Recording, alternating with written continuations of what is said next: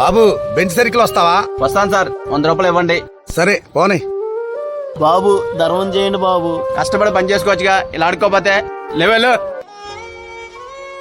బాబు ఆగు.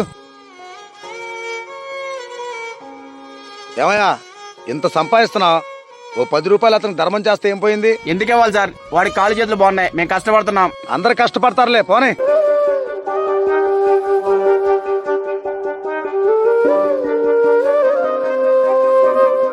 రూపాయలు చిల్లరలేదు సార్. నువ్వు కష్టపడతా అన్నావుగా, వెళ్ళి చిల్లర తీసుకొచ్చి నా 100 రూపాయలు నాకు ఇవ్వు.